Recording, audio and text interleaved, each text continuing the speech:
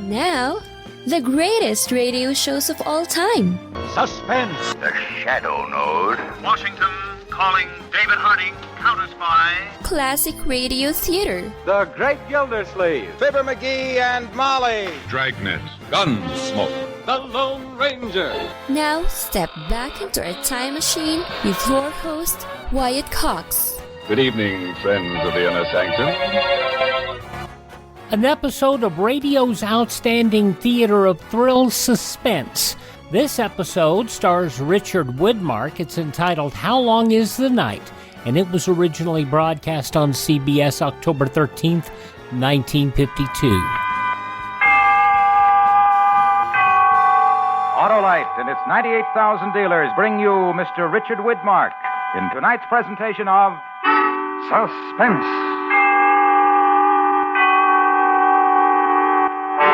Tonight, Autolite presents the true story of a world of the dead. It's the documented account of one man left alone on a tiny Pacific island, a wasteland of no living thing, an island made up of 3 square miles of fear. The story is called How Long Is the Night? Our star, Richard Widmark. And now, Autolite presents transcribed How Long Is the Night? A true story starring Mr. Richard Widmark, and hoping once again to keep you in suspense.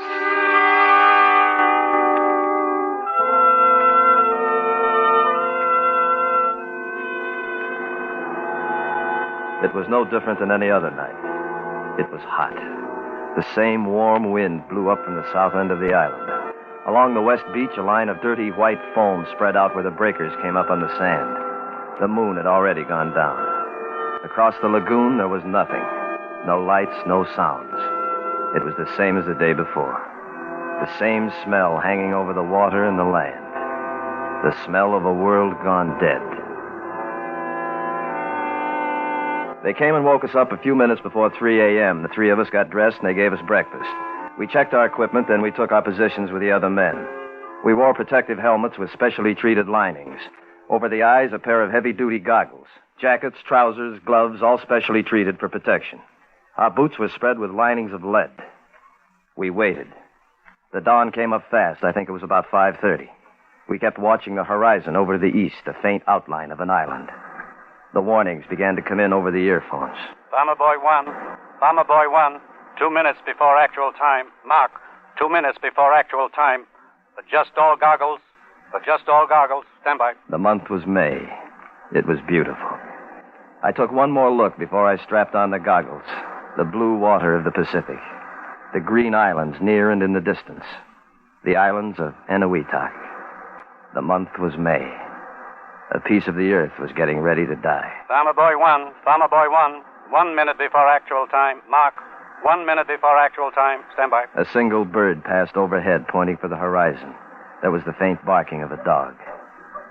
Then it was quiet. Bomber Boy 1, 30 seconds before actual time. Mark, 30 seconds before actual time. We waited for the split second. We waited for the sound of it. Bomber Boy 1, 15 seconds before actual time. Stand by. 10 seconds. 5 seconds. 4, 3, 2, 1.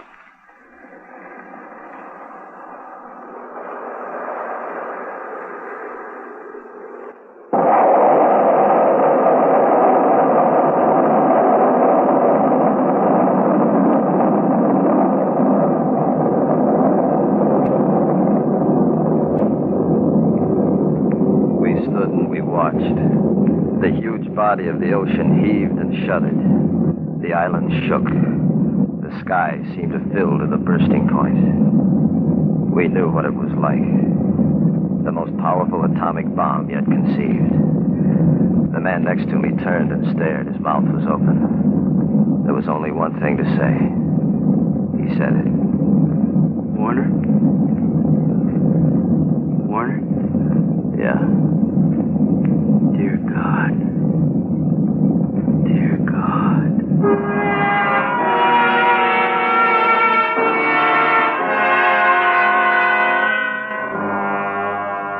That was the first one, but there were others. Our job was to photograph the results, everything. The tests ran into weeks, months. The islands of Eniwetok became a chain of black ruins, each of them festering with deadly radiation. After each explosion, we landed on the islands in the target area to photograph the remains. We got a first-hand look.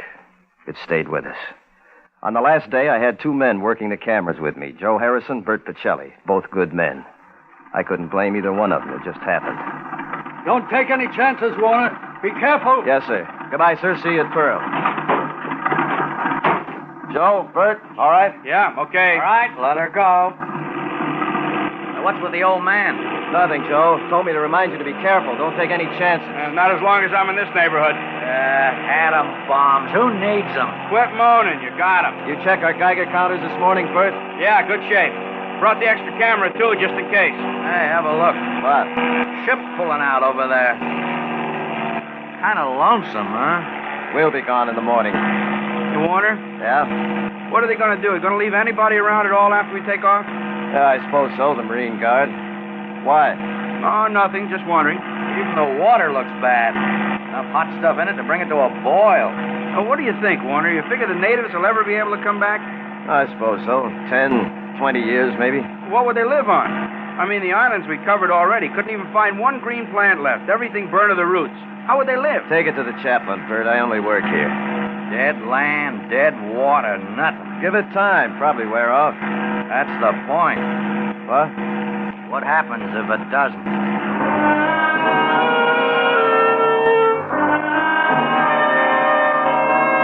That's the last thing I can tell you from memory. What was said, what was done. The rest of it's just as I put it down in a log. The last trip. Island 27. It's a few minutes past 1200. We've just landed at Transfer Point C. Most of the men have left here already. Skeleton crew standing by. There's one LST left at the landing pier. Harrison, Pacelli, and I move our camera equipment on board. 12:20. We clear the reef and head north for Island 27. Weather overcast. Hey, that's it ahead, isn't it? 27? Uh-huh. Joe, want to take her a couple of points starboard? We'll put her right up there, head of the beach. Okay. These tubs sure take their time. Too bad the plane couldn't have brought us in closer. Well, they still need landing strips. Brought us as far as they could. Hey, Warner? Yeah? This number 27. I thought it was on the fringe of the blast area. That's the way I get it. Why? Try your Geiger counter. Kicking up? Give a listen. Yeah. How about that? Warm dose for a fringe area. Well, you got fair warning. As soon as we land, keep moving. Don't waste any time. Make it go as fast as you can. How about your sidearms, your canteen? All okay, I'm set. Yeah, same here. With any kind of luck, we'll be back at the base for supper. All right, Joe, hold it steady. Right. What's the matter? You look worried. I'm not worried. It's just another island. I'll feel better when we're leaving. Hey, take it easy. Won't hurt a bit. That's what they told him at Hiroshima.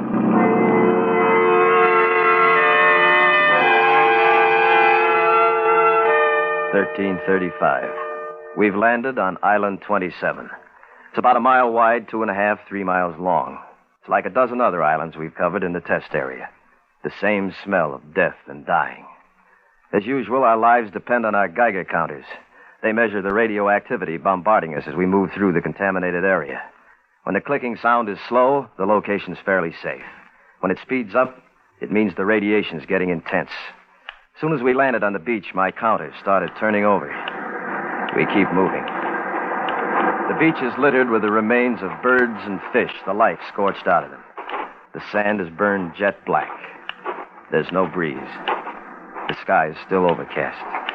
We stop moving only once to lay out a plan of operation. What do you think? How do you want to cover it? Well, Joe, you take the upper end of the island, huh? Cover everything down to that first inlet there. See what I mean? Yeah, okay. And Bert, you cover from the inlet down to here, okay? Right. I'll work everything from here down to the lower end. Now keep moving, but don't rush it. And try and keep in sight as much as possible. If anything happens, if you need help, fire your sidearms. 2 shots, got it? Sure, right. Okay, let's move.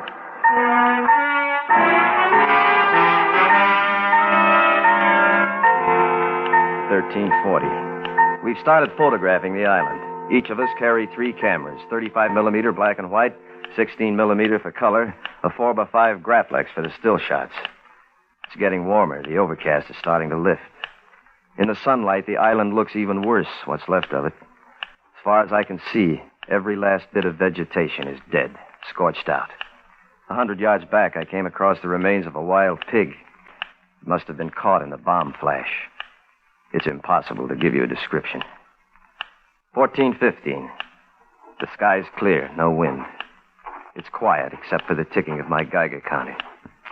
I keep moving.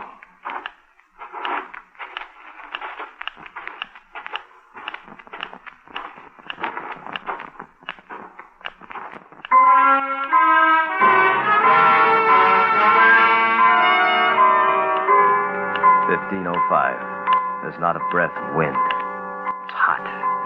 I have to keep moving. There's plenty to photograph, good specimens. I've just taken some color film of a piece of coral. Looked like portions of it were melted by the heat of the blast. 15:20. I heard the prearranged signal, and I hustled down to the beach. Harrison and Pacelli were coming toward me, waving their arms. Yeah? What's the matter? Gotta talk to you. Nothing serious, Warner. It's gonna hold us up, though. What's the matter? Oh, we're short on film. You got any to spare? No, I'm in the same spot. More stuff to shoot than we figured, I guess. You didn't leave any supplies in the boat, did you, Joe? No, already checked it. I want to get something to eat. Getting a little hungry. Guess we should have brought along some rations, huh? Didn't figure it'd take this long. Well, all right, the two of you better take the boat and hustle back to the transfer point. Pick up some food, some more film. Okay.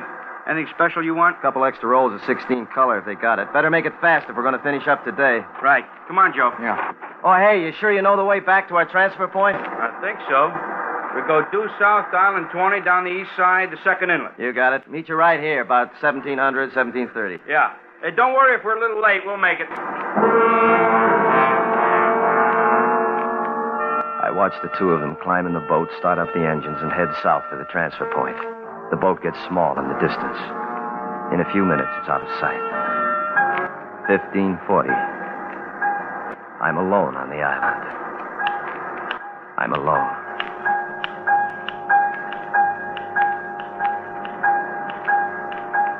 $15:45. I found out a couple of minutes ago that there's something else alive on this island besides me. I spotted it moving in a charred tangle of brush about 50 yards inland from the beach. I took a look. It was a small bird, dark colored. Apparently, he'd been exposed in one of the test blasts. One whole side of him was a bright red burn. He had one leg and one wing. He floundered helpless on the ground. The one wing kept flapping. The first impulse was to pick him up. I reached over and held my Geiger counter directly above him.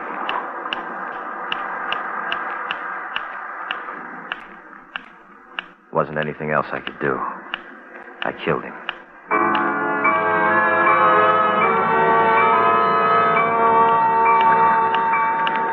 $16:30. I've just shot the last of the film, and I'm back at our rendezvous point on the beach. Harrison and Pacelli haven't shown yet. I keep watching the horizon to the south. No sign of them yet. 1700. 17:30. Still no sign. 18:30. It's practically dark. Just a glimmer of light over in the west. 18:45. It's dark, pitching. No light, no sound. Only the Geiger counter. I keep looking out in the darkness across the water. No sign of the boat. I can feel the panic starting in. Where are they? When are they coming back for me? Are they coming back at all?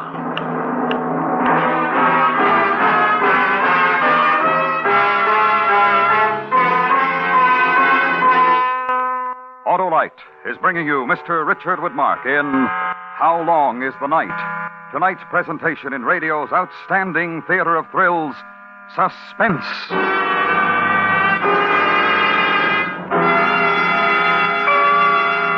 October 13th, 1952, Suspense on Classic Radio Theater with Wyatt Cox. You know, it's true. Difficult times have a way of focusing us. We have to think about what matters most when it comes to our spending, our health care. No doubt. This is why so many people are joining MediShare right now. Medishare is a trusted way to save up to 50% on your monthly healthcare costs. More than 400,000 people have already made the switch. It's pretty obvious why, too, especially now during this challenging season with healthcare costs and out-of-pocket expenses going up.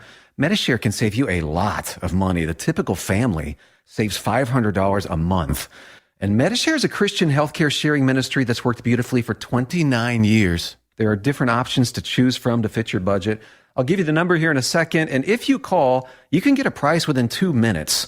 Maybe now is the perfect time to make the switch and start saving. Here you go. Call 833-34-BIBLE. That's 833-34-BIBLE. 833-34-BIBLE.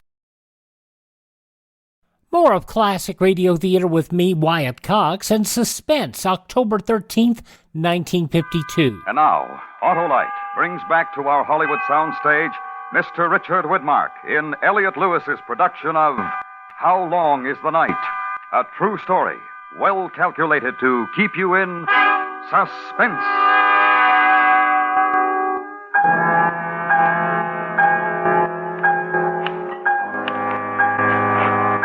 It's been over 5 hours, maybe more. I don't know. My watch stopped half an hour ago with the radiation, I think.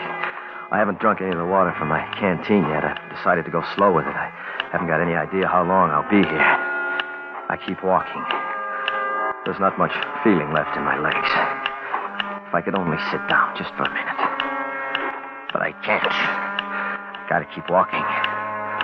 The Geiger counter's the only thing that keeps me awake. That and the motion of walking. The moon's been up for about 2 hours now. It throws enough light to give me some idea where I'm going. I don't know how long it's going to last. There's a high bank of clouds drifting toward it. If I only had a light. If the boat had only come back for me. What could have happened? Why would they do something like this to me? I keep walking.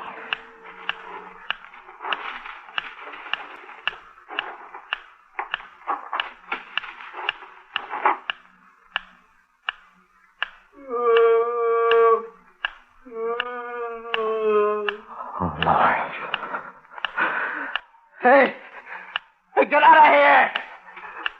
Hey! Well, I can't be that panicky. It's impossible. There's nothing alive. We've been over the whole island. It's burned out. It's dead. But I heard it. I know I did. It couldn't have been the wind. There isn't even a breeze. It's still there. It's hiding in the brush. Something alive. An animal? A man? Hey, what is it? What is it?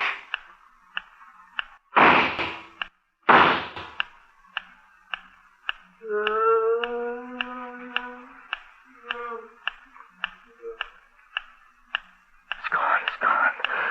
Somewhere back in the brush. I guess I scared it off with the gunshots. I start walking again, and the trembling in my legs works off. But my mouth and my throat, they're dry. I debate a few minutes before I reach for my canteen.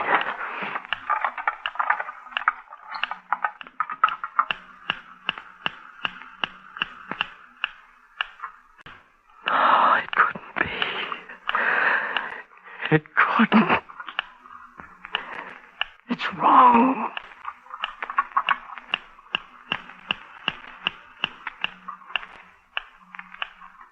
There's no mistake.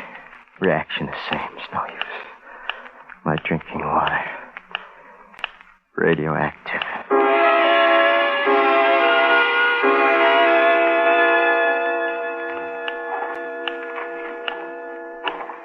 Still no idea what time it is. 2, 3 in the morning. I don't know. Hunger pains are getting to my stomach. I got a bad headache. Worst thing is my mouth and my throat. I'm so thirsty. The muscles in my legs are getting numb. If I could only sit down just for a minute. No, I gotta keep walking. Gotta stay awake. Keep walking.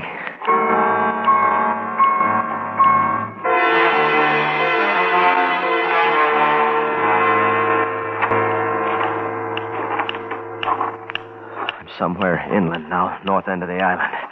A while back there, I thought if starvation sets in, I could always find something to eat along the beach, a dead bird or dead fish. That illusion didn't last very long.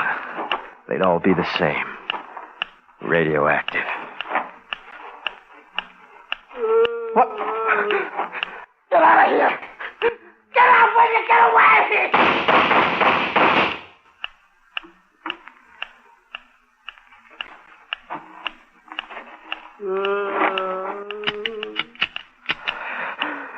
Empty. I grabbed the gun flat in my hand. The sound came closer. I brought the gun back and I threw it with all my might. And I missed. I turned. I ran.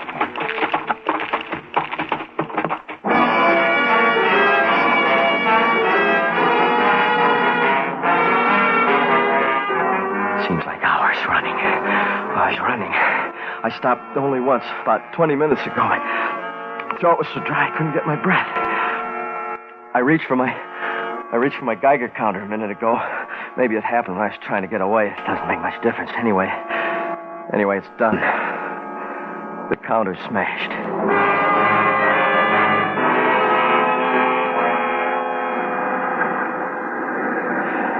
I'm here, finally. I'm at the beach. The conclusion of Suspense, October 13th, 1952, in Classic Radio Theater with Wyatt Cox continues in a moment.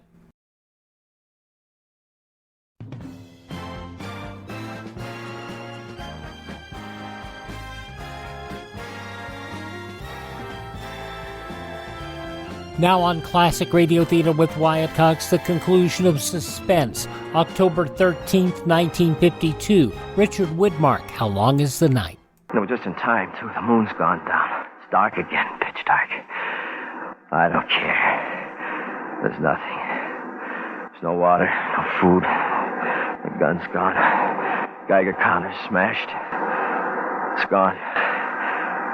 It's gone, everything. It's followed me back. Still there. It's right up there in the brush. Right at the edge of the brush. It's waiting for me. It's waiting for me. But Jelly! Harrison, why don't you come? What happened? Why don't you come for me? What time is it? It's still dark. How long's the night? How long? What time? What time is it? 4 o'clock? 5? What time? Oh, it's just no use. Prayer. Yeah, say a prayer. Which one? Our Father who art in heaven. Hail Mary, pray for us, pray for us, pray for us.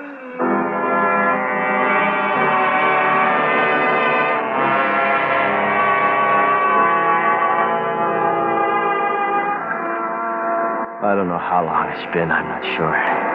Edge of the sky looks gray, maybe getting light. I've gone down to the very rim of the beach. I'm facing inland, my back to the water. I haven't heard the sound lately. Last half hour, anyway. And I don't care. But over there, over in the east, it's gray. The whole sky. It's getting light. It's getting light.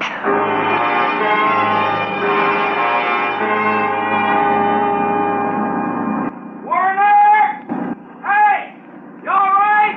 Jelly and Harrison, they come for me. I wasn't thirsty anymore. I wasn't hungry. I was alive.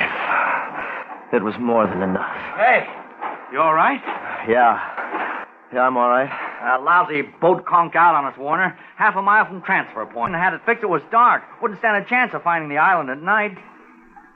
Hey, what's the matter? You sure you're all right?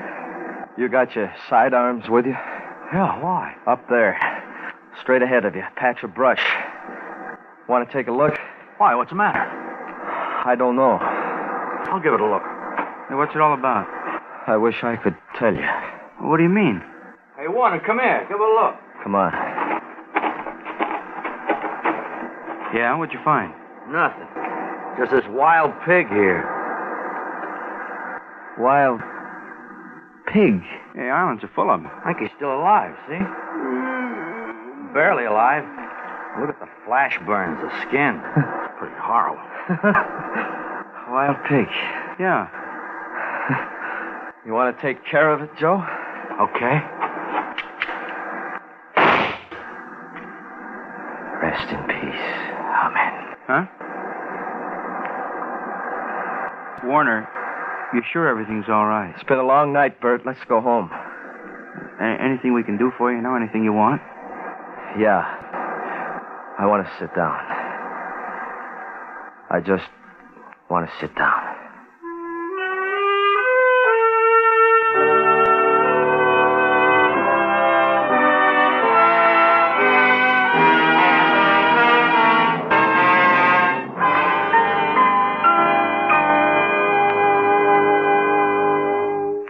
And now I'd like to present our producer-director, Elliot Lewis. Thank you, Harlow. Dick, I'm very happy to announce that a poll of the regular radio performers who support our guest stars each week on Suspense has named you as the winner of the first annual Golden Mike Award as Best Actor of the year 1951 on our Theater of Thrills series. And here's something for the mantel over the Widmark fireplace, our Golden Mike Trophy. Well, Elliot, this is one of the nicest things that ever happened to me in radio. And I just can't tell you how grateful I am. But I think a great deal of the success of all your fine suspense shows should go to the players who took part in this poll. Anyway, thanks a lot. Suspense. Suspense was transcribed and directed by Elliot Lewis, with music written by Lucian Morowick and conducted by Lud Gluskin. How Long is the Night was written for Suspense by James Mosier from A True Report by Warner Tobe, Jr. Featured in the cast were Jack Crucian, Joseph Kearns, and Herb Butterfield. Richard Widmark's next starring release for 20th Century Fox will be My Pal Gus. October 13th, 1952, Suspense on Classic Radio Theater with Wyatt Cox. Now on Classic Radio Theater with Wyatt Cox, an episode of a short-run series, Border Patrol 1941, a show about, of course, the Border Patrol. And you'll hear as much as I know about it during the process of this show from 1941, the Border Patrol 1941. Here comes the Border Patrol.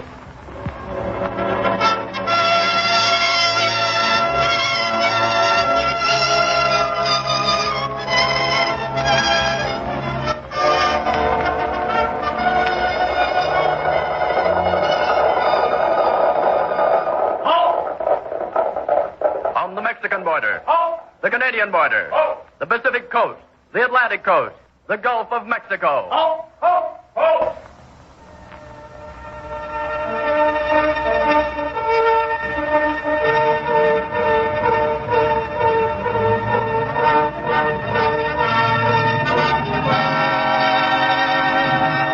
The Border Patrol is on the job, guarding our 12,000 miles of boundaries by land and sea, by day and night.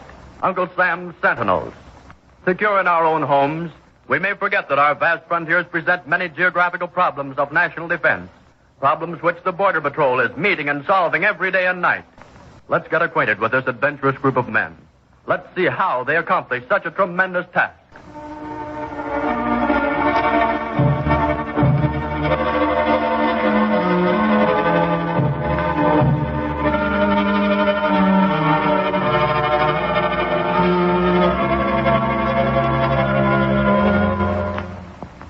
Officers come in contact with lawbreakers of many types. Not only those who are attempting to enter the country illegally or those trying to smuggle aliens across the borders, but criminals who handle other types of contraband. About a month ago, Border Patrol officers Bailey and Quillen set up their road-checking signs which carry the words, United States officers, stop, on an abandoned road leading into Catuya, Texas. Gosh, Bailey, this beat doesn't get traveled much. 8 hours of checking this back road gets pretty monotonous. Oh, stop griping, Quillen. With that bird Ferrera hanging around Laredo the way he's been doing the last few days, there'll be plenty of excitement on this lonely road. We know he's going to drive a car carrying a Louisiana license plate. Well, if anything's going to happen tonight, here's hoping it happens before we leave at midnight. The other fellows come to relieve us. Yeah, it's almost 12 o'clock now.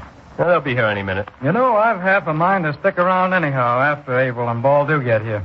Hey, look. There That car isn't using its headlights. Better flash him down. Now, wait a minute. I know that old hack. Every rattle in it. Belongs to our friend Butch, the Murphy kid. Wonder what he's doing around here at this time of night. Look at the back of the car there. The way those rear lights flash on and off. Maybe some new gadget he put on his car. Let's find out about it and tell him to switch his headlights on. Hiya, Butch. How's the kid? I'm all right. Yeah. I'm okey-doke. Having a swell time. Well, what's the idea of the stop signs, Mr. Quillen? Just being careful, Butch. Where you going with your headlights turned off? You get to switch them on? Yeah. Guess I must have.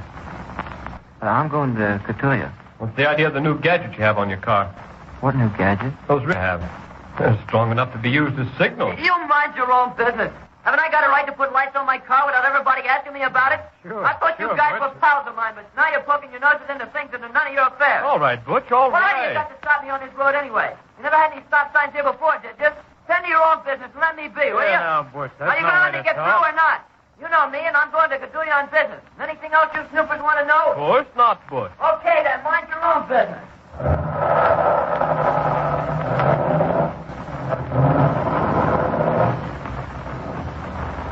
Well, what do you make of that, Quillen? He hasn't been drinking. I made sure of that. But he acted pretty funny. I've got my suspicions. Yeah, we know where we can pick him up if we need him. I think we will. He had all the symptoms of... Hey, look at that now. Yeah. Butch just stopped and flashed those rear lights of his. All the earmarks of a signal, huh? Oh, what next? Look down the road. The other way. See the headlights on that car? It seemed to stop or slow down the same time Butch flashed his lights. It might be some high school stunt. Butch Murphy's full of the devil, but I have my doubts. Well, we can afford to let him go for now, but watch that car down the road. See how long it takes for us to get there. Almost 10 minutes now. That car had plenty of time to drive that distance at 2 miles an hour. Here it comes now. All right, get set, Bailey. I think it's going to stop. Come on. Yeah, it's a taxi cab. Hello, mister. Border Patrol. Senores, what you want? Where you from? Laredo. Where you going? To Cotillo on business. I am in hurries. Got your license with you? Si, senor. 1 minute, please. Yeah. Thanks. Louis Vegas, huh? That your name? Si, senor. Having trouble with your cab? Senor. What you mean? When you stopped back there. Stop? Me no stop, senor. We saw you stop about a half a mile down the road. Oh, you saw? Oh, I stopped to fix the windshield. Yeah? What was wrong with it? This windshield. She's wrong. It's go... Hey. What is it, senor? The seat beside you here. It's warm. So what? So somebody else must have been here in the car with you. Is that why you stopped? I know stop, but... Oh, I mean the windshield. It's go back. Yeah, I know. You better stay here a while, Vegas. But I am in hurry to go to Cotillo. You better wait here a while, mister. Somebody else was in that car with him. I want to see what happened back there when he stopped so long. So do I, but we can't leave this spot. Ball and Abe will be here in a minute to relieve us. Wait till they come, and then we'll stay on the job and follow through. Wait a minute, here comes the car now. Well, you check it, Billy. I want to ask Vegas a few questions. Okay. I'll find out what happened on the road. Hey, Quillen, it's April and Paul. They just come on duty. Oh, good. Now we can really get down to brass tacks. I'll go down the road with April. Maybe we can find out what happened back there. Paul can stay here and check traffic for you. Search me. Oh, hiya, Ball. Hiya, something up? Yep. Watch for a car with Louisiana license plate. I'm going to talk to this baby here. Now, Vegas. Why you keep me here, senor? Why you in hurry? I know, but if you'd only told us the first time why you stopped back there, we wouldn't have all this trouble now, would we? I tell you, the windshield, she's Let's get this straight now. I don't see anything wrong with the windshield. Looks okay. Hey, what's this? What? No. You toting corn or hay? si, senor. I told hay. What's so funny about that? It looks like hay. Yeah, Indian hay. Marijuana, that's what it is. Verdad. Oh, no, senor. You are mistaken. It's not marijuana. It's just some piece of... Listen, I know marijuana when I see it. There's been plenty of trouble stirred up on account of this filthy stuff. Young kids going wrong and petty thieves turning into murderers. Don't you realize what this stuff does? No, senor. Why don't you tell us the truth about why you stopped back there? The windshield,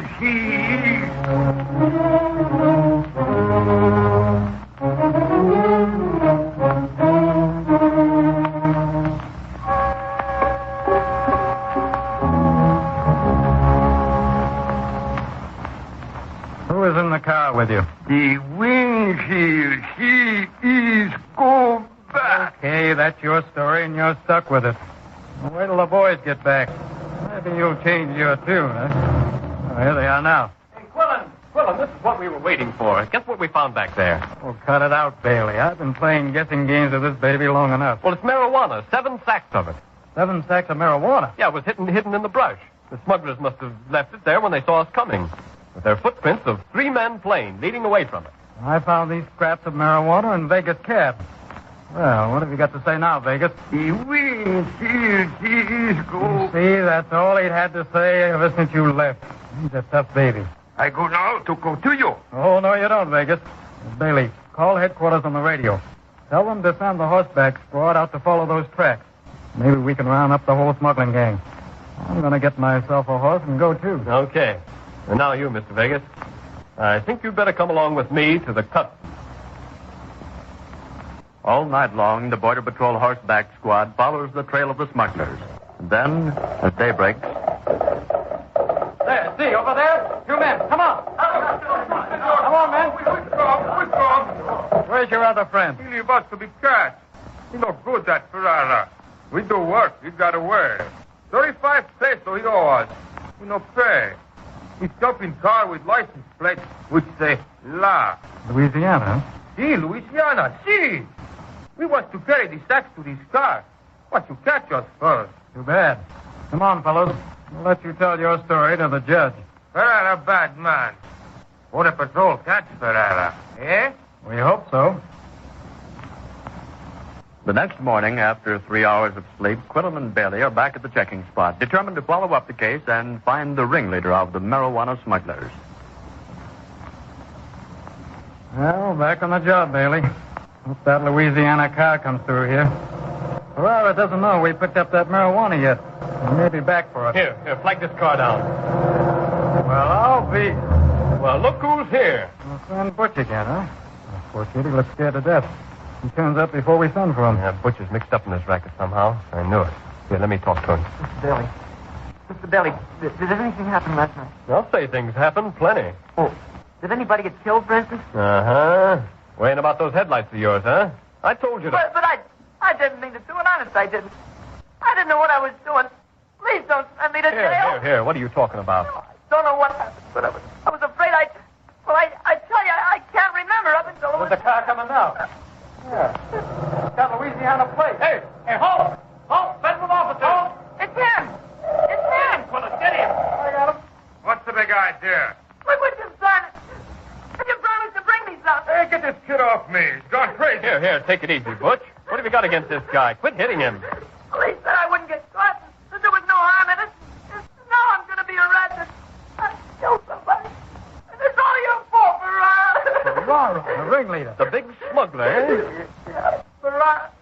He's been selling reefers to the kids at school. He told me there weren't any more, but that I could get some if I'd helped them last night. Shut up, kid. You talk too much. I don't care what happens now. Everybody will know.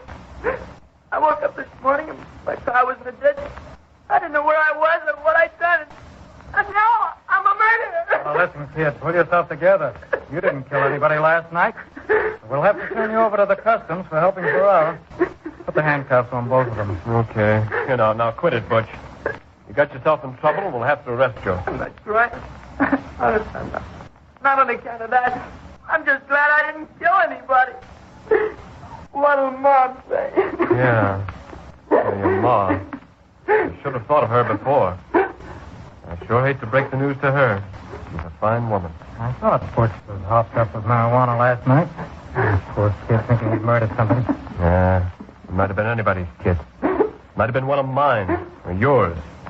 All on account of guys like Ferrara. Well, this will put an end to this dirty marijuana racket. It'll be a long time before he gets another chance to make criminals out of high school kids. Come along, Ferrara. It's a pleasure to be behind bars.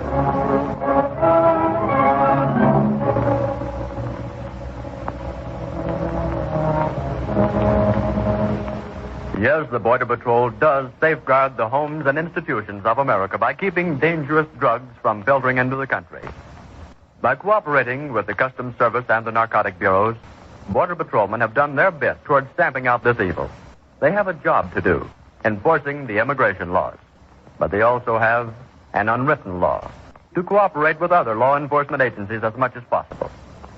The files of the Immigration Border Patrol are filled with records of dope smugglers, murderers, bank robbers, rum runners, blackmail artists, and all types of gangsters who have been turned over to the proper authorities through the efforts of the Border Patrol. The Border Patrol is always on guard. This is the 8th in a series of programs based on actual exploits of the Immigration Border Patrol. The names of all characters other than Border Patrolmen are, of course, fictitious. An interesting program, and considering that the program originated over 80 years ago, gives you an idea of the way things have changed since then. An episode of a program called Border Patrol 1941 here on Classic Radio Theater with Wyatt Cox. A reminder to thank this radio station and support their advertisers. It's their kindness and courtesy that allow us to be with you each and every time we roll around here on your favorite radio station. And if you miss a day, you don't have to miss a show. All of our shows are available on demand at my webpage, classicradio.stream. Classicradio.stream. You can stream our shows there. You can find links to sites that make our shows available for download via podcast. You can also contact me there. You can learn about building a classic radio collection of your own. Find our social media links, and you can also buy me a copy.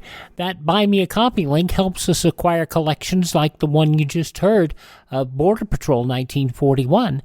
We acquire those through money that you donate through Buy Me a Copy. It's always appreciated.